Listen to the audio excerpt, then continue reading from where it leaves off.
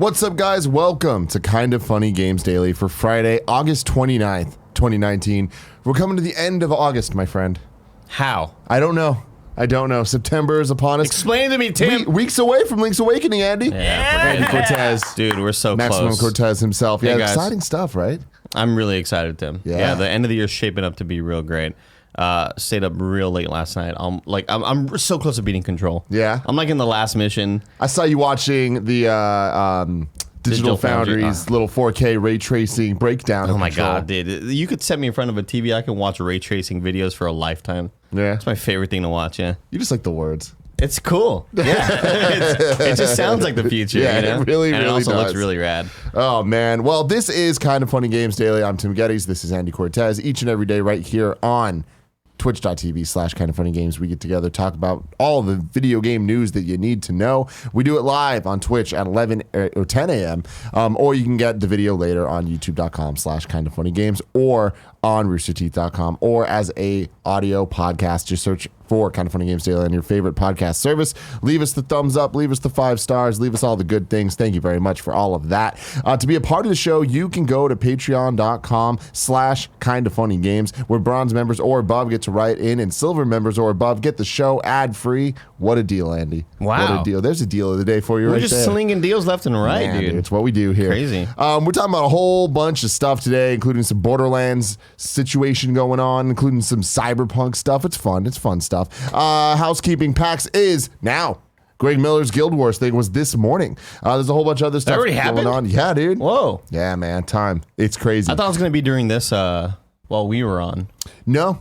It He was. explicitly was like, we can't interfere. We can't interfere. Yeah. No, but there's a lot going on. Andy's got to talk about ray tracing. Yeah, we can't interfere. Kind of Funny Games Showcase is going to be today at 4:30 p.m. Pacific, and the Intersight Championship is tomorrow at 9 p.m. For more details on all of that, kindoffunny.com/events. You can check it out there, but you can watch it all live right here on twitch.tv/kindoffunnygames. Again, we just make it so easy for everybody. It's crazy.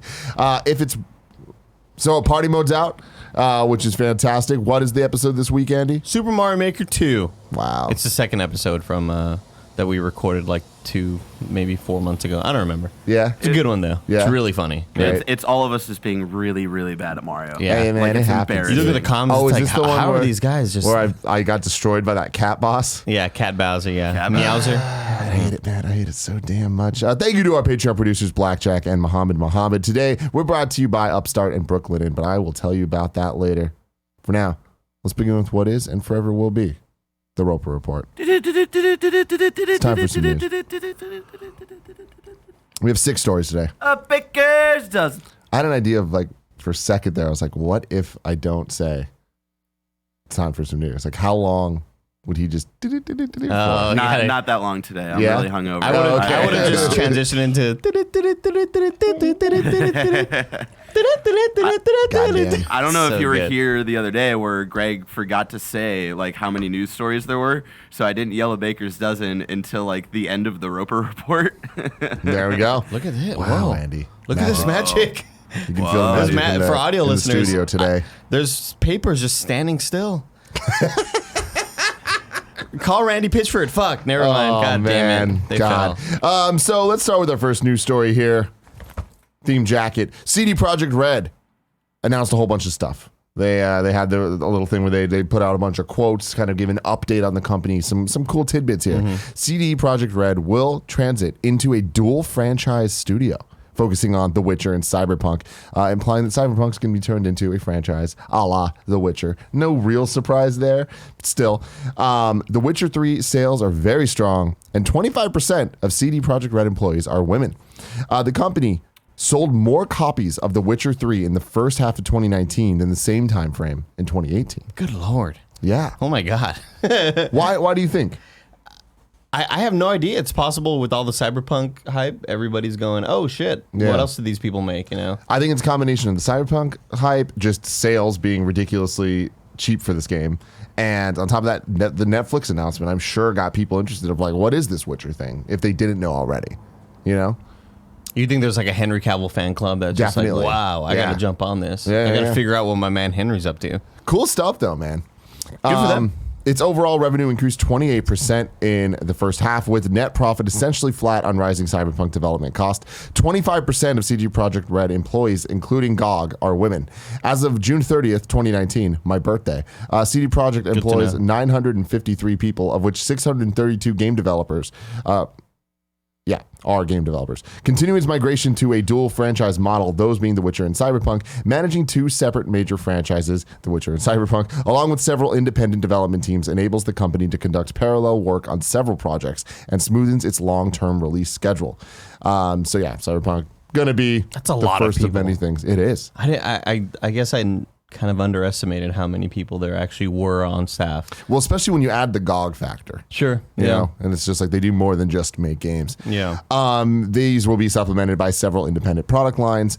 Cyberpunk 2077 is getting a 15-minute deep gameplay demo breakdown that they're talking about. This is going to be the Gamescom demo that people are seeing on the show floor over there. That's happening right after this show at 11 a.m. Yeah, we scheduled it out perfectly.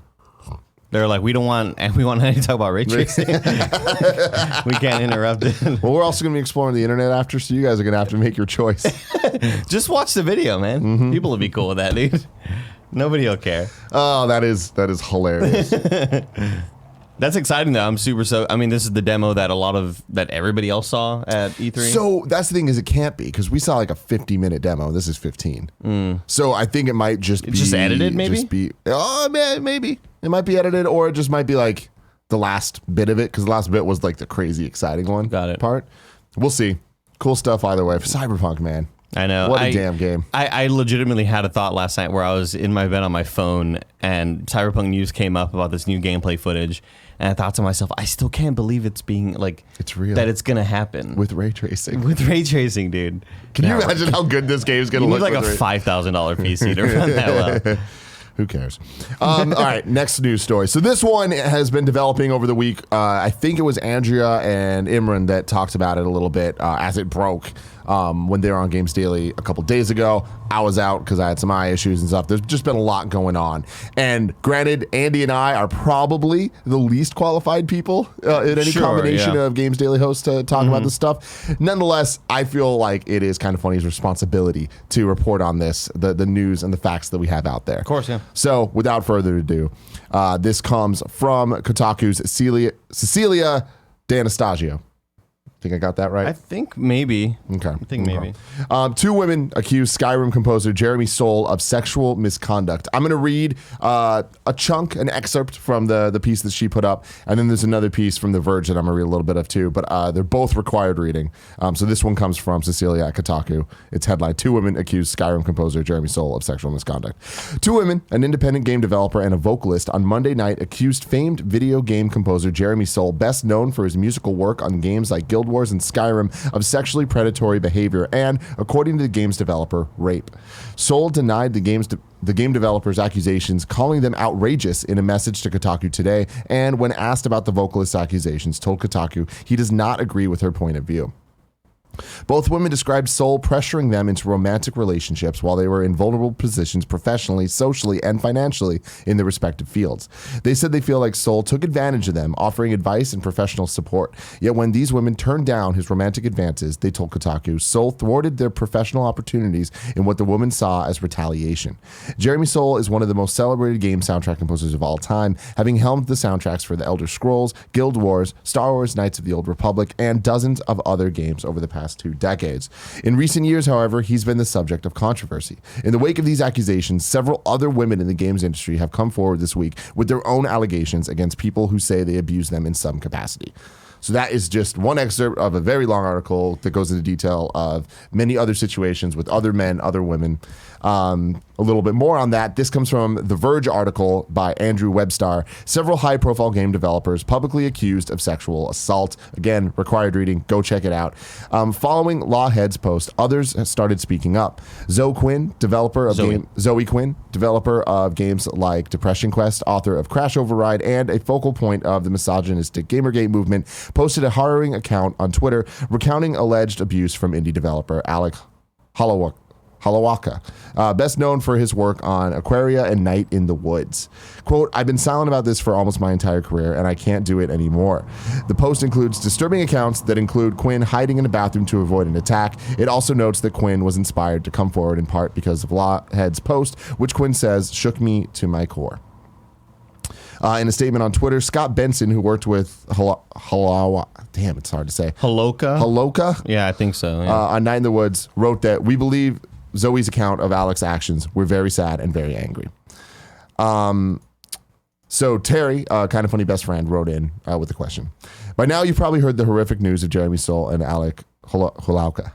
The entire situation makes me sick, and my heart breaks for everyone impacted by the cruelty of these two men.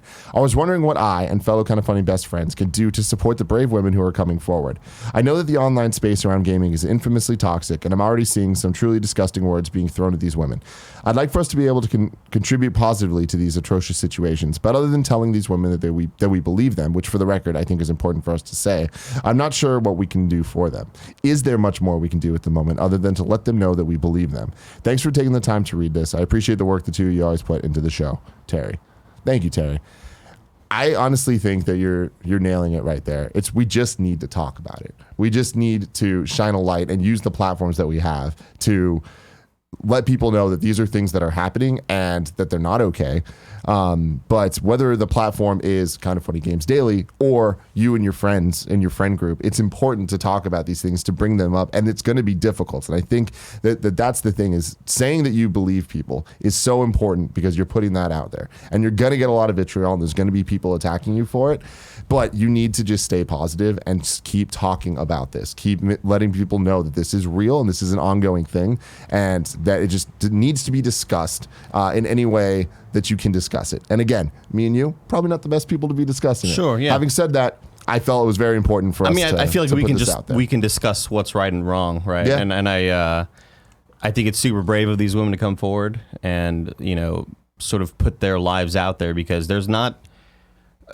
whenever things like this happen, we always see sort of the replies of like, oh, they're doing this for fame, they're doing this for money. There's nothing to gain here. There's only hate to receive. They're going to receive a lot of hate, and I'm sure they have been, and they probably they will continue to. And it's just it's an unfortunate thing that's how the internet works. Mm-hmm. But I do think we need to believe them, and I think real change can actually start if more of these sort of offenders are brought into the light. Yeah, and it's unfortunate that it's disheartening, man. That all it's the really video sad. game news you need to know needs to include this, but it does, and that's the problem of where we're at. And I think that it is so important for sites like Kotaku and The Verge to report on these things the way that they are, because I feel like they are more equipped to handle this stuff, getting the facts out there. These are the facts. These real are the things that journalists. happen. It's Yeah. real journalists doing real stuff. But I think that it is important for us to report on what they're talking about. Of course, to put it yeah. out there and to push people to go check out those articles that did their due diligence and did the work to get to the bottom of this. But at the end of the day, it's just important to talk about it. Go talk to somebody about this. Introduce this story to one of your friends that doesn't know about it, and have a hard conversation with them today. I feel like that will help. It's going to be hard, but the more you do that, the more you break down the walls and let people know that there are these issues going on and that we need to be able to talk about them. I think that it's going to be moving us towards a better future where this will happen less and less in the future. Yeah, I agree. Next news story. Another gross one, but gross in a different video games financial way. This comes from Ethan Gach over at Kotaku. He had a headline that was just, I feel gross just watching NBA 2K20's loot box trailer. Me and you talked about this a little bit yesterday, Andy. They took the video down. Damn it. Fucking hilarious, though. I had the trailer ready so we can watch a bit of it. so But that's how good. bad it is. Yeah, they dude. had to take it down. Yeah. Oh, man. Jesus Christ. Well, luckily, Ethan has a really good account of what the trailer entailed. And it's so bad that I thought I was being memed.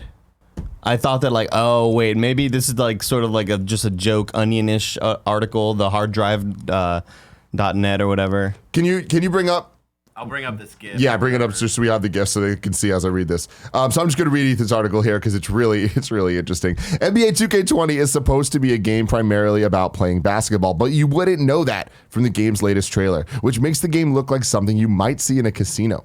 Released on Monday, the My Team trailer for NBA 2K20 shows off all the ways you can recruit better players and win prizes through randomized games.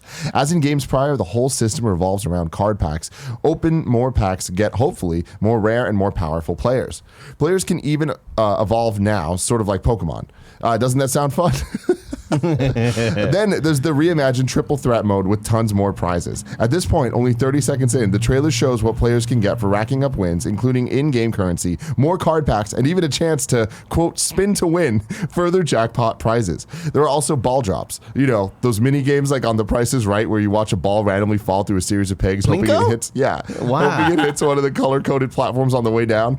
The trailer even shows NBA 2K streamer Cash Nasty Gaming bobbing back and forth between anguish and excitement while watching it unfold. And of course, there's a literal slot machine you can pull to match 3 gems and potentially win back your self-respects. Ethan, you're killing it with this one. The series My Team mode has been trending toward a microtransaction stuffed nightmare for some time, but rather than try to temper that at all, the latest trailer appears to be even further embrace that business model. Fans on the game's subreddit immediately roasted 2K Games for highlighting a literal slot machine in the game's latest trailer, despite 2K had claimed to Belgian and Dutch officials in the past that there's no gambling in the game. Of course, whether or not mini games involve wheel spins, ball drops, and slot machines qualify as actual gambling if they don't involve actual cash, it's still a grim way to pitch the biggest basketball game around. I mean, putting this in front of kids is like not the wisest thing in the world, you know? Yeah. Do you think like an actual rating change should happen? I mean, I think that with all the talks that have been going on in the last couple of years, but the last couple of months specifically, about how to implement these loot boxes, how to implement the actual gambling elements, this is on a whole other level, though, right? I think that a rating change or a rating note is definitely necessary. It's like, you know, it's rated M for mature for, you know, nudity or this or that. It needs to have for... I think they put that on boxes already, but like, you know, physical media is kind of like, you know, dying. You know, people are buying more and more digital copies. I don't know where on a storefront, if you buy a store or if you buy a game, it'll say to. like it has to have the thing. in-app purchases or whatever. It's just more like the fact that they are celebrating. Oh, Alonzo Mourning, dude. Oh, they got you They that got me easy, shit. Andy. Thank you to nanobiologists for finding this. Great. Thank you, Nanobiologist. Yeah, so it's gross is a good word, right? Yeah. To focus on this and to present it as if it's like these are all like really cool things that you are supposed to be excited about, when really it is just incentivizing a lot of bad behavior at the very least. You know? Yeah, you know, I think grooming young kids to sort of become addicted to gambling, not the best way to have a game. Do you remember last year how you could, I hope they took this mode away, but you could watch ads to earn virtual currency, like in the loading screens or whatever?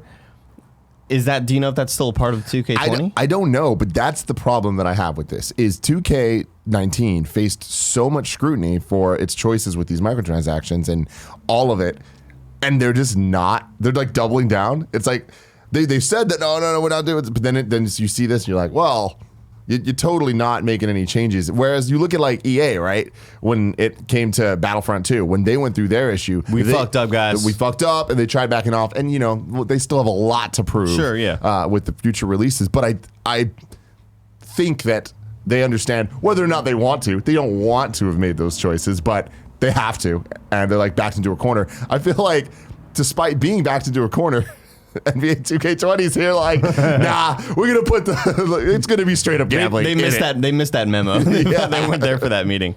I mean, part of me wonders if it's just like one last attempt before all the shit goes down and it's all completely illegal. I mean, I wonder. One last heist. One last ride. We got I wonder one more if this job. was their attempt at being like, hey, maybe if we are more just clear about, I know this is gambling. Like, let's make them actual slot machines if people would be more okay with it. Spoilers, they're not. Like, You mean just in terms of optics? yeah. Optic, like, oh, hey, it's just like, we're not trying to hide this as anything else. It Okay, is what yeah. it is, you know? Like, I wonder if that was the direction. Because why the fuck else would there be slot machines in a basketball game? Like, that Yeah. just doesn't make sense. I get the idea of the trading cards and stuff because it's like, you know, people collect basketball cards and like sports cards. Like, Yeah. that's a thing. But where the fuck do Plinko machines come into play? That's true. That's true. I mean, I feel like this is like almost as bad of an offense as having NBA players acting in the game. Oh, yeah. It's really bad. Yeah. That's how season. Has that gotten better at all? No. No? No, it's terrible, dude. Somehow gotten worse. It's horrible, man. You join a team, you pick your creative player, and he's like on his journey, and then Anthony Davis is reading off a script line by word, and it's horrible, man. They got to stop doing it. I wonder if they ever will. Maybe all the money they're getting here, they can get some real actors. You I know mean, what that's what I'm saying. Well, they're Like, getting real actors, though, right? yeah, they got to Idris Idris Elba. Elba. So, like, you know, the money has to come from somewhere, right? And games aren't cheap to make, but there's got to be a better way. There's got to be a better There alternative. is better ways. Yeah, Yeah. this is just it's so grimy. God, my favorite thing about this story is that you thought it was a joke. Yeah. Yesterday. Yeah. Here we Because are. it seems like a hard drive tweet or Yeah. a tweet from Onion Gaming or whatever. The gamer president, you know? Gamer present. Yeah, that's Yeah. true. God, Great account. great account. Next news story. The rest of the news stories are good. Or at least fun, speculative stuff. Borderlands 3 writer wants to pen tales from the Borderlands Season 2. This comes from Elisa Judge at IGN. One of the lead writers behind Borderlands 3, Sam Winkler, has said he'd like to write a second season of Tales from the Borderlands. Speaking to comicbook.com, Winkler said, I would love to pick up where Tales from the Borderlands Season 1 left off. There's so many unsolved threads there, and even though we brought some characters into Borderlands 3, there's still a lot of question marks. I'm a diehard fan of Tales, and I inserted some winks and nods that are probably going to drive some fan wiki articles, he added. I just love that already, right? Like, I appreciate when the people making the things that we love them just as much, if not more than Sure, us. yeah, man. Like, I love the goal of, yeah, you know what? I'm going to add some nods and Easter eggs so that the communities that give the fucks are going to do that and going to celebrate it. Like, name dropping fan wiki articles is just like, Yeah. that's just fun. You know they read that stuff. You know Yeah. that they're all up on it, and then you know fans want more, and they're dying for any like added thread of information. Tales from the Borderland was created by Telltale Games before the studio's closure in 2018, despite being dramatically different in gameplay to the main series and only ever releasing one season. Its plot is canon in the Borderlands universe. It was recently reported that Telltale Games has been partially resurrected following a buyout for an undisclosed amount, but exactly what Telltale associated properties we can expect to see again in the future is unclear. A second season of Tales of the Borderland remains unconfirmed despite Winkler's interest. Just cool stuff. And Yeah. again, I will this never played- happen? Probably not. Greg loved the first one. I you know it got to the point where when that game came out, I was already kind of tired of the Telltale engine. I had just like gotten done with being frustrated with Game of Thrones. Yeah. And so it's just nothing I wanted to try out. But I hope this game comes out for people who are really into that universe. Yeah, it's going to be interesting to see what happens with the company named Telltale now. You know, it's like not the same thing, and it can't be the same thing. Will it make the same games? Will it like try? What is going to end up happening with it, right? We don't know. Then this comes from Wushu Studios Twitter. It's talking about the status of Drive Club. Friendly PSA, today is your last chance to pick up Drive Club on the PlayStation Store before delisting tomorrow. While Evolution is no longer with us, many of us here at Wushu Studios now are proud to have helped bring it to life. Until next time, drivers. So if you're interested in this, last chance, get on it. Download that motherfucker. Fernando M76 is a Drive Club super fan. He was the first reply on Twitter to this, and he put out a little FAQ for people so they understand exactly what all of this means. Online functions accessible until March 31st, 2020.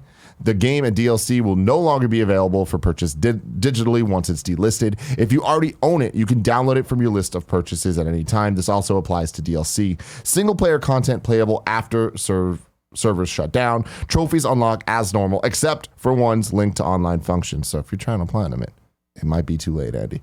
VR versions sold as standalone. Physical copies do exist. Bikes expansion and DLC are no longer available for purchase. And as of right now, the game is no longer available in Europe and most regions. Evolution Studios did a remarkable job. It deserves infinite praise. Share your memories, pictures, videos, or a thank you message for the team by using the hashtag Drive Club and hashtag Unite in Speed. Sirens are on our end. Unite in Speed. It's a dope ass hashtag. This is so fascinating to me. When a game gets shut down in this way and it gets to the point where this is an endangered species and you have to go look at it at zoos while you can. It's so weird to me that this sort of era exists right now where, like I always think of the Scott Pilgrim game where you can't get that game anymore. Yeah. And I just don't understand why not. Yamaguchi, man. Yeah, it's good. Do you listen to these songs? Oh, yeah. It's a bop. It's pretty dope. It is a bop. It is a bop. When's the new album coming out? October. Okay, yeah, cool. Really For some reason yesterday I thought you said it came out today. And I was like really excited. No, but they had the single though. That's cool. Yeah. Man. It's an interesting time to look at the preservation of video game histories and video games history and video games themselves. And this is only going to happen more because of the nature of how some games are. Games that have this like huge online focus can't function forever. Like, it's not going to be worth it. And you talking about the endangered species thing and looking at it like a zoo. When Greg and I have talked about this before, it's like, there will be games that will live on forever through YouTube videos and through things of being able to at least look at the history of it. But there's a unique interactivity to video games that being able to play it and control it is so much of the experience, if not all of the experience, right? So it's weird with the Scott Pilgrim stuff, like that's licensing. With the Ninja Turtles remastered, whatever it was, DuckTales remastered, like all these things, like the moment that multiple licensors are involved, problems are going to come up down the line when you least expect them. But it's interesting to see where video games are moving, where a lot of that stuff is being cleaned up. When you look at things like THQ Nordic gobbling up all these other studios, at least that's going to preserve those games and those studios and those properties and get them under one house, right? Sure. And you look at what John Drake's doing over at Disney, it's like, hopefully then those Disney games will not be delisted anymore. Exist in some capacity. Exactly. Yeah. But yeah, things like this, it's just, we haven't had to deal with this before. And here we are. The future isn't as cool as we thought it was, Tim. But at least we got ray tracing. Yeah, we do. Then the final news story of the day. This is a pretty neat one in terms of the opposite of what we were just talking about and preserving the past. Halo, the Master Chief Collection, will soon support over 6 million player-created maps. Way this too comes many. From Just had to be a downer about it somehow. This comes from Halo's Twitter itself. You can go to halowaypoint.com to get like a full detailed breakdown of all this stuff. But what the hell was the Waypoint app? The Halo Waypoint. It was an ambitious project that meant well. It really did. It's your one-stop shop for all things Halo. So what is happening? This is a one-time service for bringing game types and maps from your profile's original Halo 3, Halo Reach, and Halo 4 360 file share to the MCC file share on Xbox One and PC. If you have maps and game type files not on your profile's file share, they will not be migrated. Only content on your file shares in the original releases for Halo 3, 4, and Halo Reach from the 360 will be brought in. These game types and maps will work on both the Xbox One and PC versions of Master Chief Collection. When is this happening? Due to technical limitations, we will only be able to do a single pull for each file type. So we've separated this into 2 separate days, 1 day for game types and 1 day for maps, allowing them to do all this stuff. The game types will be 10 a.m. Pacific on August 12th. So maybe they already did this. Maybe it's December 8th. So maybe the dates are backwards. You know how them Europeans like to do that. No, okay. So this is old news. This happened already. The tweets talking about the fact that they migrated. Just go back in time. Your reaction to that was just astonishing. August 12th. Like you were just gonna disappear into a different. I look at you. You just go away to like ray trace light. Oh Jesus Christ. Well, anyways, the news story here then is that this is happening. They've been migrated, Fantastic. and the 6 million player created maps and modes are going to be in your Master Chief Collection. I'm looking forward to playing this game yesterday. Can we just title this episode Ray Tracing and Going Back in My Time? God, dude. Andy, August 12th is so far away. If I want to know what games are coming to mom and grab shops, we're in Outlet. It's like a whole year away, actually. The official list of upcoming software across each and every platform as listed by the Kind of Funny Games Daily Show hosts each and every weekday. Oh, man. Oh, that really broke me, though. It did, dude. Because there was a lot that went through my mind where I was like, You saw The Matrix. I was like, Bungie or fucking 343. They're Seattle. I'm like, they don't do their numbers backwards. Like Different time zone. I was like, what the fuck's going on? Out today, big day, ladies and gentlemen. Huge day. Astral Chain on Switch. That definitely gets the woo from me. Blair Witch on Xbox One and PC gets the woo from Greg. He talked about that on Gamescast a couple weeks ago when he got to do a preview of it. Liked it a lot. One of those games I'm shocked is already out. I mean, seriously. Yeah. Like, we just heard about it, didn't ever hear much about it, and then boom, here it is. Yeah. The Dark Pictures.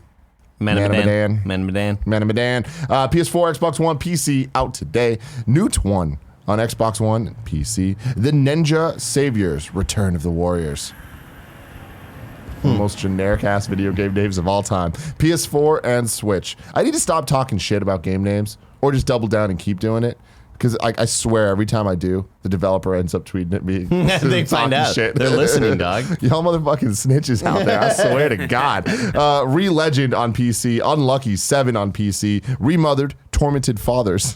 What? All right. All right, man. I feel like we've looked this one up before when it came to a different console. But let's look it up again anyways. Remothered. Remothered Tormented Fathers on the Nintendo Switch. Oh, yeah, this looks Survival familiar. game. Horror game? Yeah, probably. Unreal Engine 4. I love how you can just tell when a game's in Unreal. Yeah. Like it's so easy to tell now. Peggy 18. What have you heard already? Scary. All right, it's a spoopy game. Old people are really scary. Thicken the bones, tissue regeneration. Well, that looked like Jodie Foster. What the fuck? Is that a clown? The doctrines made It's one of the Tormented Fathers. Yeah. What the hell? shit? We just saw a butt. Looking through the crack of We the... just saw a butt. This is a lot more impressive looking than I expected. Sure, yeah. I wish you didn't talk To so be much clear, shit I'm not about talking it. shit about this You one, talked okay, a lot guys? more shit. No shit about Tormented Fathers. All right, I'm scared. Turn it off. I'm scared. Yeah, okay. Spirit Roots on PC. Ah!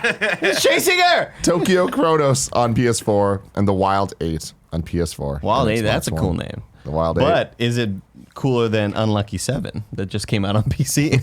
Oh shit, dude! you The think they're sequels gonna- are coming there's out gonna so be a crossover? fast. Wild Combo, Super Combo, Wild Chase or whatever.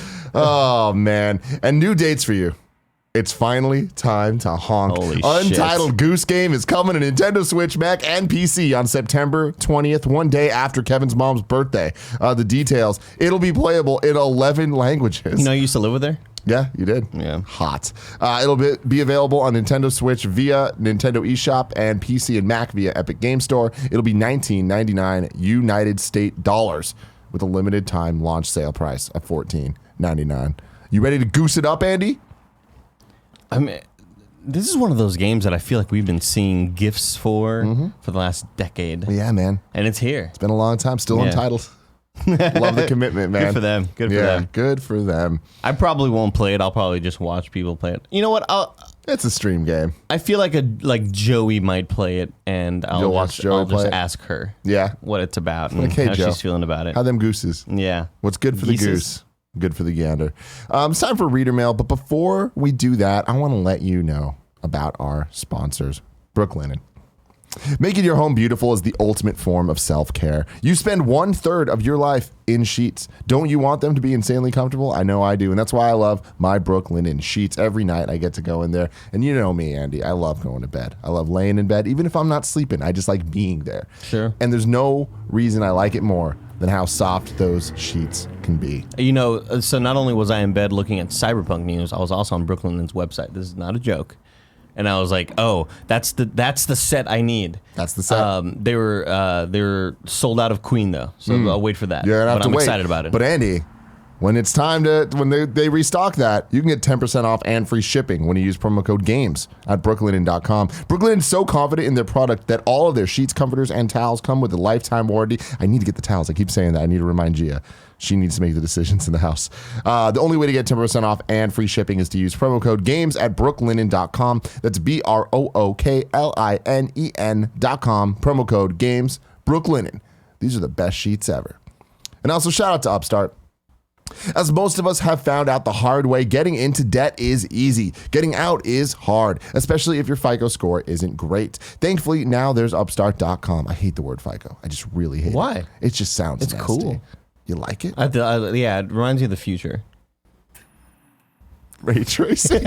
God, you're so predictable, Andy. A revolutionary lending platform that knows you more than just your credit score and offers smarter interest rates to help you pay off high interest credit card debt. You know, Greg's had his issues. We've talked about him on these shows back in the day. This could have helped him out then. Doesn't need it now, though, because Upstart goes beyond the traditional FICO score when assessing your credit worthiness. They actually reward you based on your education and job history in the form of a smarter interest rate. Upstart believes you're more than just your credit score. They believe in you. They make it fast, simple, and easy to check your rate in just a few minutes without affecting your credit score. And the best part, once the loan is approved, most people get their funds the very next business day.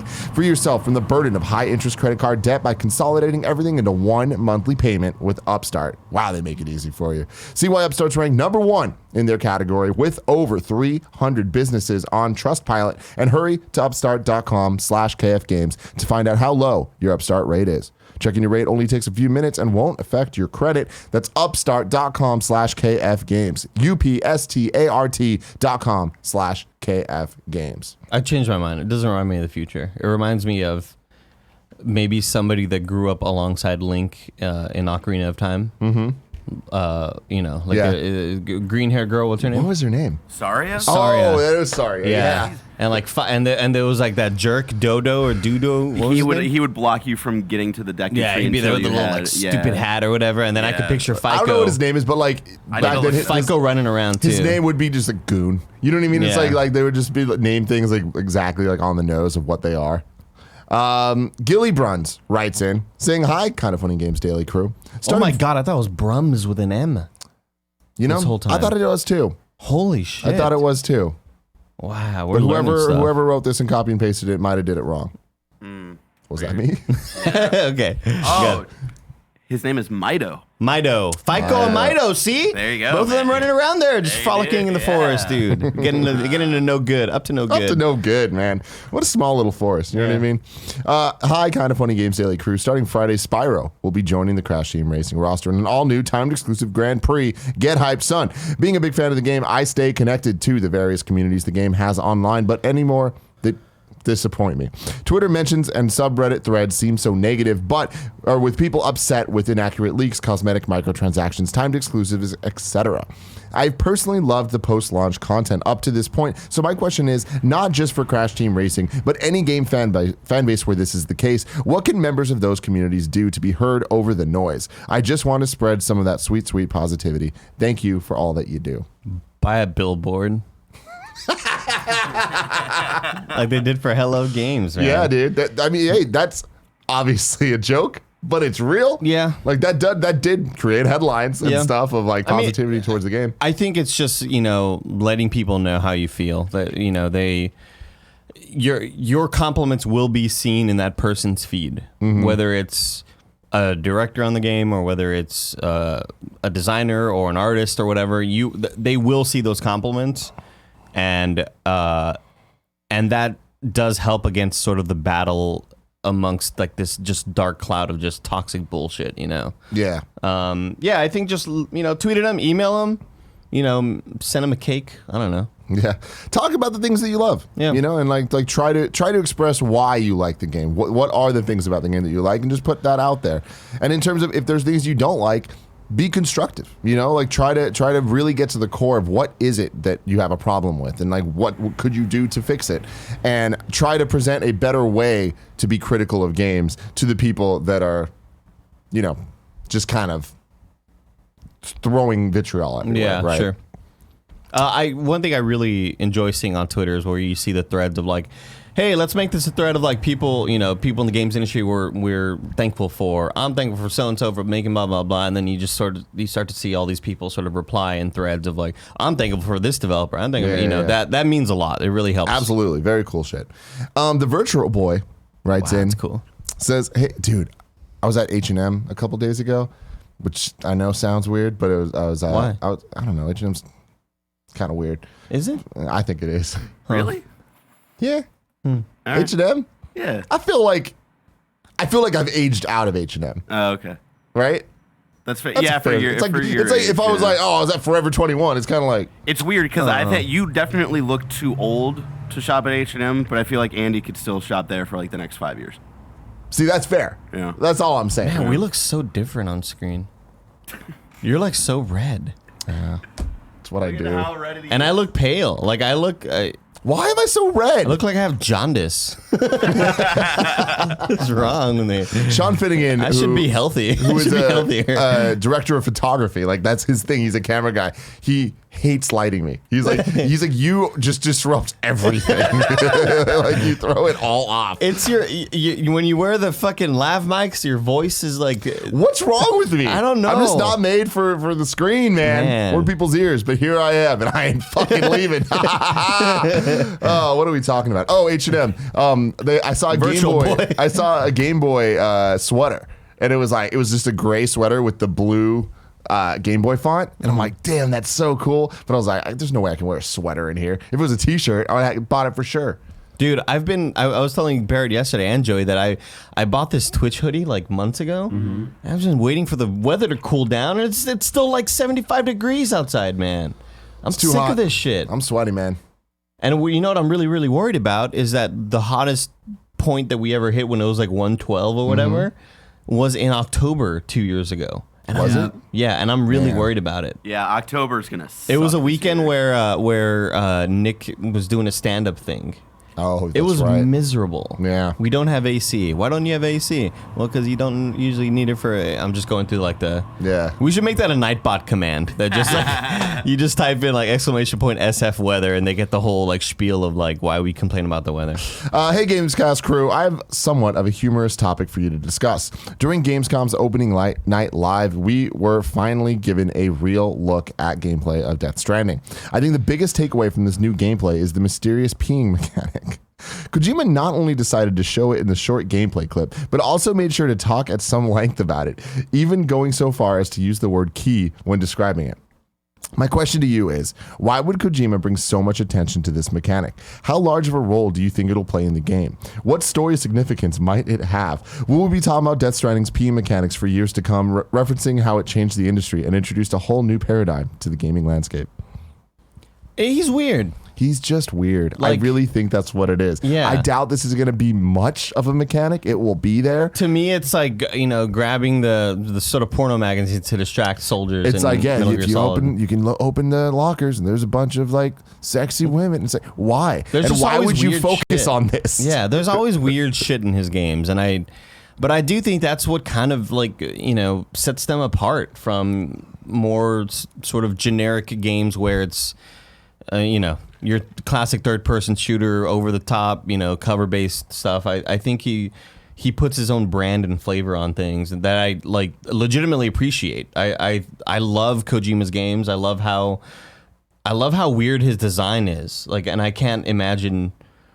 I would love to just be a fly on the wall in those design discussions. Yeah.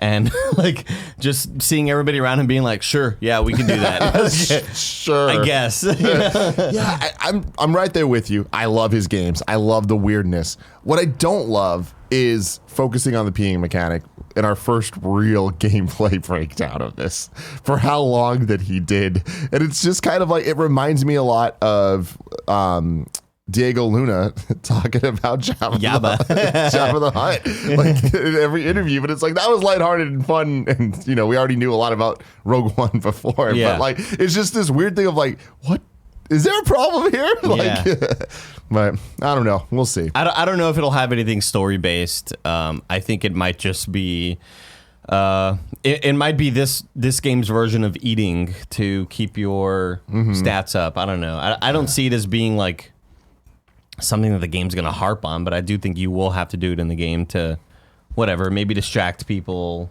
Who knows? Jacon Meyers. It's like, wow, it's a cool name. Jacon is a dope name. I mean, but the way it's spelled, though, just kind of looks like bacon with a J. Because it is bacon with a J. Are you sure it wasn't Jason and you just fucked it up, maybe? Hey, whoever copy and pasted this might have fucked it up. Look, the S and the C aren't that close to each other, so maybe it is Jacon. But imagine if it was like Jaykyn. Whoa. Too many Y's. Too many Y's. Not to toot my own horn, but I wrote in a few months ago with my theory that Blue Point Games' next remake was going to be Legend of Dragoon. And now with rumors of that very thing recently, I have two questions. How legit do you think the rumors are? And do any of you have history with this awesome game? I do not, and I do not. I think that there is a fairly good chance that Legend of Dragoon is going to be a Blue Point game at some point. I think that chance is probably somewhere around 10%. There's a lot of other options that I think are more likely. But I do think that I wouldn't be surprised if that were to be the case. What's my history with this game? I don't agree that it's awesome. I think that it's one of the weaker JRPGs of the PlayStation era. One of my first ones I ever experienced. I remember... Oh, I'm a moron. I was thinking Panzer Dragoon. I was so confused. Panzer Dragoon is fucking amazing. And if anyone has to talk shit about it, I mean, it's an on-rails lesser Star Fox, isn't it? yeah. but some of them are better than Star Fox. Got it. Okay. Yeah, they just lack the character. You know what I mean? But gameplay-wise, some of them can be better. But yeah, Legend of Dragoon, my first experience with it was one of a demo disc that came with official PlayStation magazine. And it was one of my first tastes of turn-based gameplay ever. And I was like, what the fuck is wrong with this? You have a sword. Go slash him. Stop waiting. And it really bothered me. But then I played Pokemon. And then I learned that I was a dumbass 8-year-old with the power of imagination. Oh, maybe you're just ahead of the game. You're like, you know what? There's better ways to do this. Yeah. I don't know. I don't know if it's gonna happen. And honestly, I feel like if they were to remake it, they'd have to like really change and fix a lot of things to make it feel modern. And Blue Point had been knocking it out of the park. Shadow of the Colossus was fantastic. So I don't think that Legend of Dragoon is the right game to do. But I know that other people out there disagree with me. So it's okay to disagree. It's okay. I want to read the next question. This is from Sapphire Diamond Ruby. Wow. A lot of jewels. Hey, KFGD. This question is based on a tweet from Andrea earlier today. On a scale from 1 to 10, how scary is Control? I'm looking for Andrea's tweets. I don't know when that person wrote that in. I think this was a question from like way earlier. It might be a while. Got it. Yeah. Well, I will say that like I am somebody who hates scary games. I hate playing them. I try not to play them. I try to avoid them at all costs. Mm-hmm. I'm just a little baby back bitch, right? But I will say that Control has the right amount of action to not feel super scary. Like it isn't a...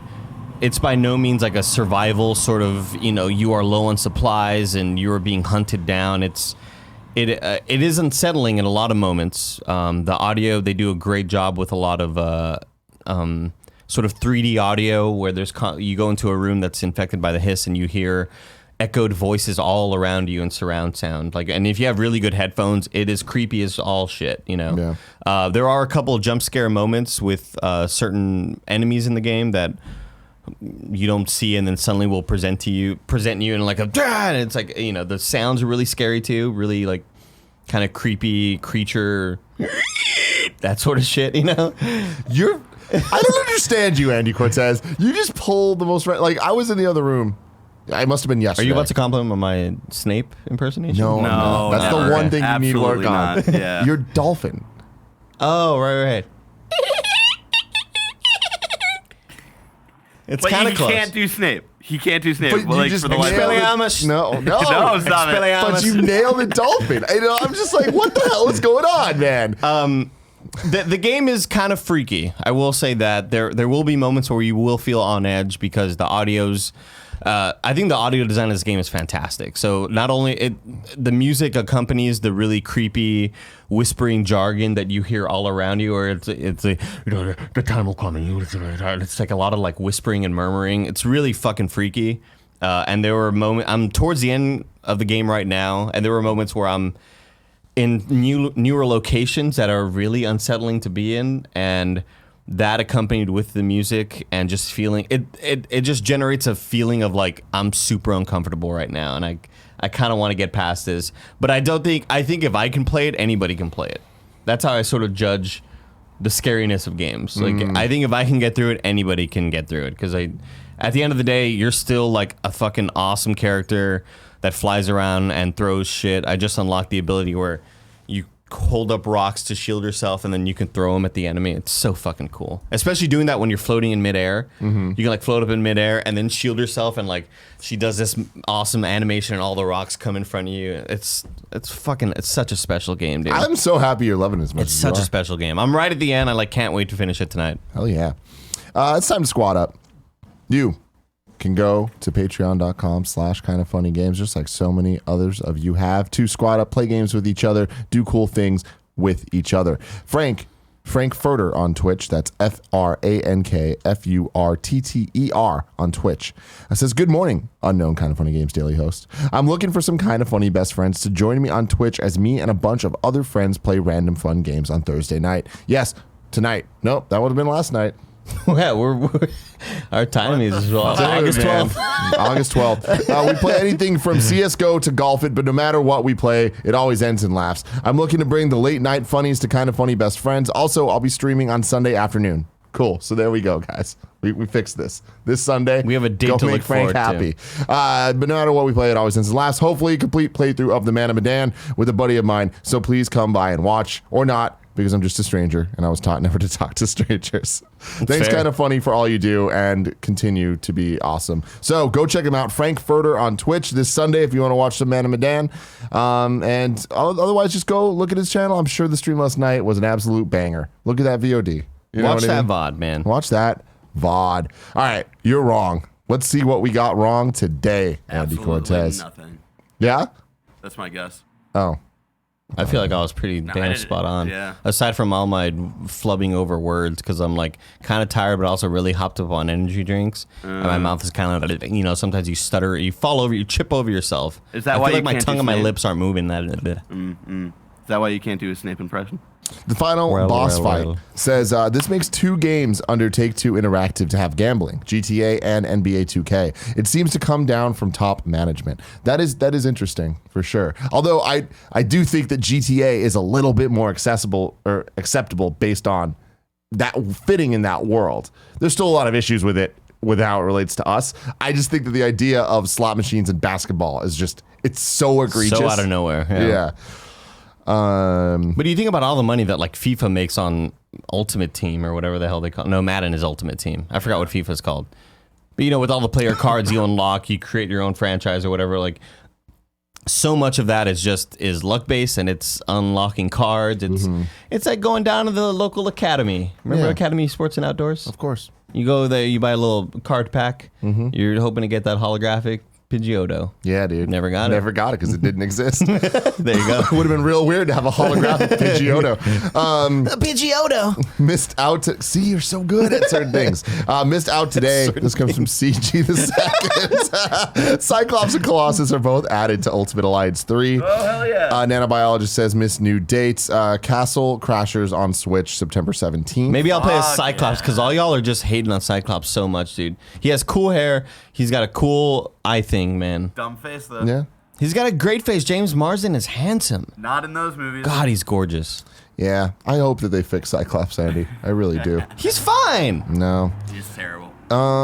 Meta Knight King says you missed one new release. River City Girls is up for a 4-week open pre-order for a physical Oh, copy shit. on Switch and PS4 starting today at Limited Run Games. I wanna ahead play the of hell its out of that September game. 5th digital release. Me too. Sorry for interrupting. It Yeah. looks so good. That game looks awesome. The art style, it's like my favorite type of sort of pixelated 8-bit, 16-bit. At this point, we don't really call it 8-bit. You call it 8-bit, but it's not really 8-bit. You know what I mean? It's like, that's my favorite style. That and Owlboy, like those games where the environments are just gorgeous. And yeah, I love that style of shit. Nanobiologist says on the matter of peeing in Death Stranding, IGN reports that the director promised if multiple players urinate in the same spot, the mushroom that grows could become something good later on. Cool. Let's see that mushroom. Oh man. Let's see. Castpool says, Tim, on H&M's website, there's a Game Boy t-shirt. Oh, look at that. You could buy a there you go. t-shirt. There we go. It's not as hot in a t-shirt. And Final Boss Fight says FIFA is also Ultimate Team, abbreviated as FUT19. FIFA Ultimate Team. Oh, got it. Foot. Foot. Because I always Like knew Mutt, football. which is like Madden Ultimate Team. I could never get into that. I could never get into building my own roster in sports games. To me, I was always way more about creating a player and then kind of like role playing as that player. Oh, interesting. I always and it always depended on the team and who I would create a player, but if like back in the day before Tony Romo was the quarterback, I was like, well, Quincy Carter sucks, right? All these like crappy Cowboys quarterbacks. Oh, I'm gonna step in the young gun Andy Cortez. Yeah, dude. And then I realized I started getting old when I was becoming older than the players I was creating. That's when it really flipped us. My world flipped That's upside fucking down, real dude. right Wow, man. It sucks so bad, dude. Because I was always used to being 14 years old, creating an 18-year-old rookie. Yeah. Coming straight out of high school, playing in the NFL. And you're like, super yeah, illegal. that's me. Yeah. Well, I guess you would be 22 or whatever because of the college rules or whatever. But yeah, and then it got to the point where I was like, oh, I'm 26 and I'm creating an 18-year-old. This sucks. And now I'm 31 and I'm creating 18-year-olds. That's even worse now. Oh, man. Ladies and gentlemen, this has been Kind of Funny Games Daily. A couple little tidbits for you. Next Monday, there will not be an episode because it's Labor Day. Yeah. We're taking it off. Happy We're Labor doing things Day. right. And that means that we will return on Tuesday. It'll be Greg and Andrea coming back from fresh out of PAX. I'm sure they'll have a bunch of PAX stories. You know? Yeah, that should be exciting. Yeah, it should be. I can't wait for them to unpack it.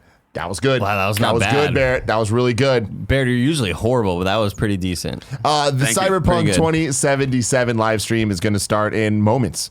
Actually, like one moment, right? Damn. So you can go check that At out moment. on Cyberpunk's Twitter or Twitch page, or you can stay right here and watch Internet Explorers. Either way, I know I'm what not I'll be gonna- watching. Yeah, I'm not going to judge you at all for any decisions that you make. But you can also watch either one later as a VOD on YouTube. And use your Epic creator code FM3_. I don't do a very good friend. No, that was Don't worry, we all have friends. We all there, have though. Well, Ray tracing.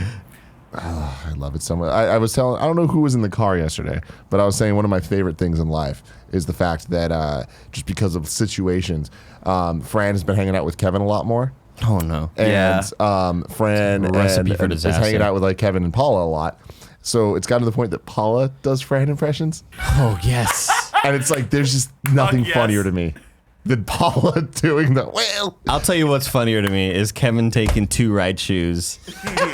Oh, ladies and gentlemen, this has been Kind of Funny Games Daily. Barrett, what you got for me? Really quick, Greg and Andrea are hosting on Tuesday, and then Greg and Witta on Wednesday. But just remember, there's a lot of people out late next week. So Imran is bringing some ex-Game Informer friends. Game Informer friends. We got Suriel Vasquez and JV Gwaltney, I believe is how you say that last name. But they're going to be coming in for Games Daily on Thursday and Friday. And then they're all doing a Gamescast together. So there you go. Yeah, it's going to How be a about that? very eventful week next week. Until next time, I love you.